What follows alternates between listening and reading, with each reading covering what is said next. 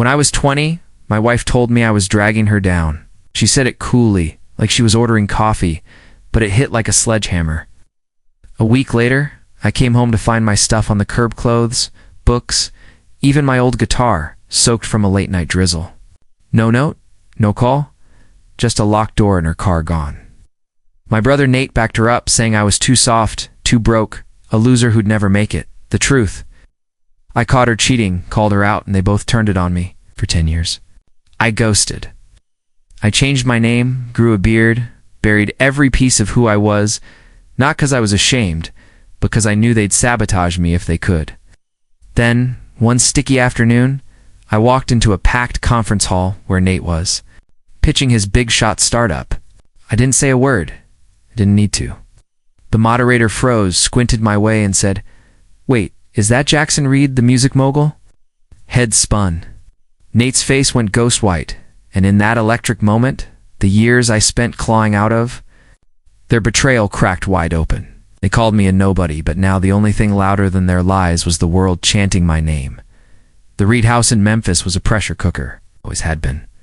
Family dinners were less about love and more about flexing. My dad, Earl, a mechanic with hands like sandpaper, ruled with a grunt and a glare. My mom, Clara, kept the peace, her smile tight, her words few. Nate, my older brother, was the star, charismatic, cocky, the guy who'd charm a snake and sell its skin.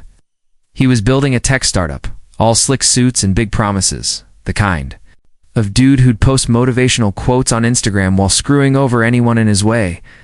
Me, I was Jackson, the dreamer, always strumming my guitar, writing songs in a beat-up notebook, chasing a music career that barely paid for gas. To them, I was a letdown, a kid who'd never matched Nate's hustle. I married Kaylee at 19, young and dumb, thinking love could fix everything. She was fire-bright, bold, with a laugh that lit up rooms. We met at a dive bar where I was playing open mic. She said my songs made her feel alive. For a year, it was magically night drives, her singing along to my chords, dreaming of a life bigger than Memphis. But cracks started showing. She wanted flash fancy dinners, nice clothes while I was scraping by, gigging at bars and teaching guitar lessons. I thought we were building something real, but she was building something else. The betrayal hit like a freight train. I came home early one night and found her with Nate in our bed, my brother, my wife. The room spun. "Kaylee, what the hell?" I yelled, my voice breaking. She didn't even flinch, just pulled the sheet around her and said, "You're not." "Enough, Jackson. I need more." Nate smirked, leaning against the wall like he'd won a bet. "Told you, bro. Can't keep a woman like her." I wanted to swing, to break something, but I just stood there, numb. "You're my brother," I said, low. He shrugged. "Business is business. Love's just a game," told my parents, hoping for backup. Dad scoffed. "You should have been man enough to keep her." Mom looked away, muttering, "Don't stir up trouble, Jackson." Nate spread lies around town, saying I'd been the one cheating, that I'd driven Kaylee to him. Friends stopped calling. Gigs dried up. The final blow? Kaylee cleaned out our joint account. Every cent. It saved for a demo and moved in with Nate. Then came the night I found my stuff on the curb. The lock changed, her betrayal sealed in silence.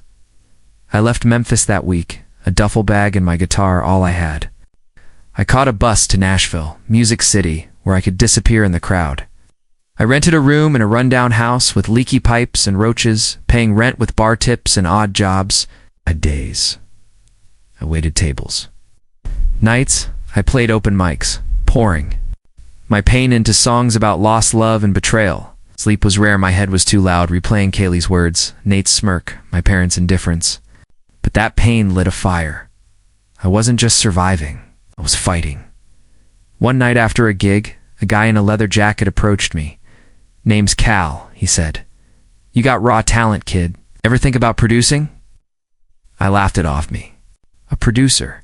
Cal ran a small studio and offered me a shot as an assistant. I took it, soaking up everything. Mixing, mastering, writing for others. I worked like a dog, learning the business, saving every dime. I changed my name to Jackson Reed Clothes. Enough to feel mine, far enough to hide. I grew a beard, traded my hoodies for flannels, and built a new me.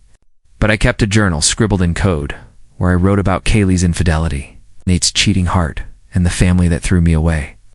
It was my fuel, my map. At 24, I co-wrote a song for a local band that hit the country charts. That was my break. I started producing for bigger names, blending country with hip-hop, a sound that turned heads.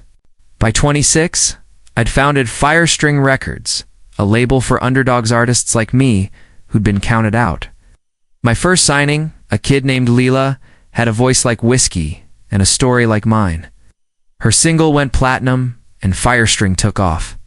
I bought a loft in Nashville, nothing fancy, just mine. My songs raw, real, about cheating wives and broken trust, resonated. Fans called me the voice of the heartbroken. By 30, I was a music mogul, my name in Billboard, my net worth climbing fast. But I stayed low-key, no flash, just work. The past was a ghost I wasn't ready to face until it came knocking. I got the news on a Tuesday. Scrolling my phone over coffee, Nate's startup, a flashy real estate app, was under fire. Investors claimed he'd faked numbers, misled partners, even bribed regulators to get permits. The SEC was sniffing around and a trial was set in Memphis.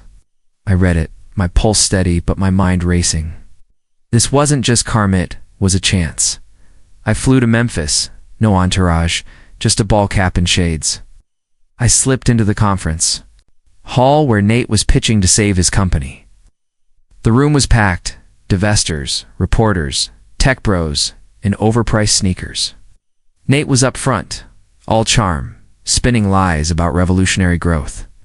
I stood in the back, arms crossed, blending. In. Then the moderator, a sharp woman named Elise, spotted me. "Hold up," she said, voice booming. "Is that Jackson Reed, the music mogul?" The room froze, camera swiveled. Nate's head whipped around, his eyes locking on mine, his face pale.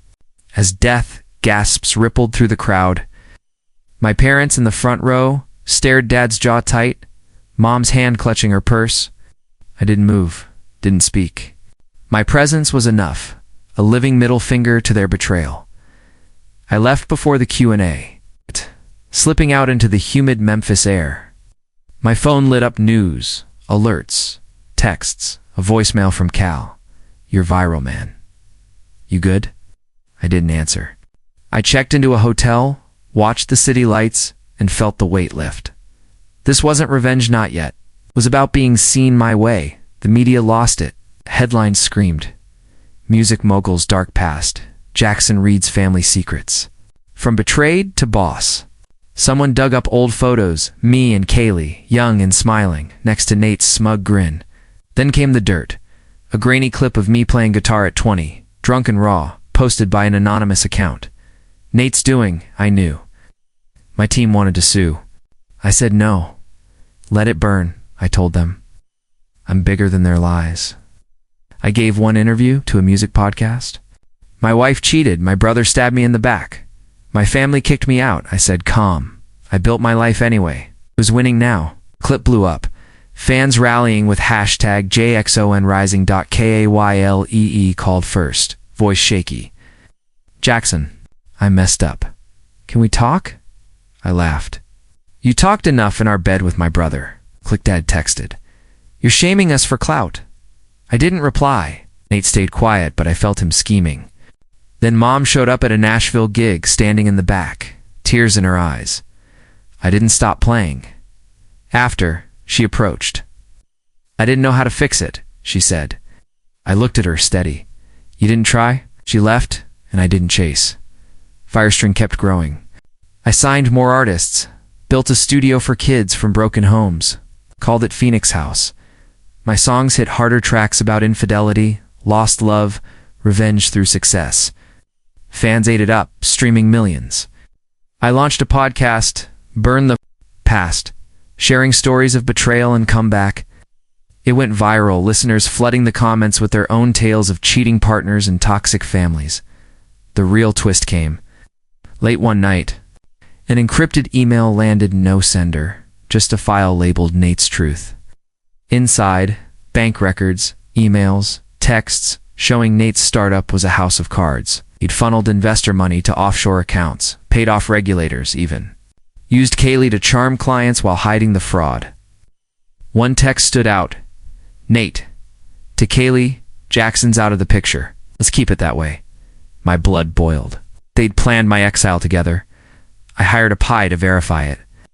Every detail checked out. I didn't go public to messy. Instead, I sent the files to the SEC anonymous. The trial shifted gears. New charges hit: Nate fraud, conspiracy, money laundering. The courtroom footage was brutal. Nate sweating Kaylee in the gallery, her face crumbling as prosecutors read her texts aloud. My parents sat silent, their perfect son exposed as a cheat. I watched from Nashville, sipping coffee, my guitar beside me. The verdict came. Guilty. 12 years. Nate's startup collapsed. Investors sued. Kaylee's name was dragged through the mud, her socialite dreams dead. The internet went wild. Hashtag cheating brother, hashtag JAXONs, revenge. I stayed quiet, letting the truth speak. Mom showed up at Phoenix House a month later, unannounced. She looked frail, her cross necklace dull. Jackson, I was wrong, she whispered.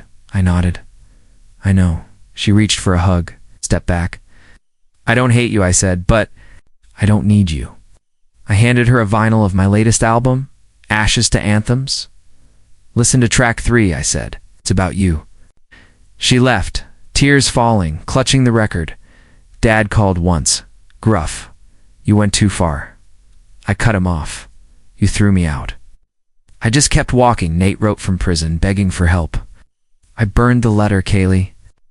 She tried messaging me on socials, a sob story about regret. I blocked her. Her cheating, their betrayal, it wasn't my chain anymore. At 31, stood on a Grammy stage, accepting an award for Producer of the Year. This is for the broken, I said, voice clear. The cheated on, the betrayed, the counted out. Your pain's your power. The crowd roared. Phoenix House expanded, training hundreds of kids. Firestring hit $1 billion in revenue, but I still drove a beat-up truck. Lived in my loft. Wrote songs at 2 a.m. one night, walking Nashville's neon streets. I got a text from Lila. You're a legend, Jackson. What's next? What? Typing. Back everything. The stars above burned bright, and I knew they were mine. If you've been burned by a cheating wife, a backstabbing sibling, anyone drop your story below. Let's talk. If you're ready to rise, hit subscribe. We're in this together.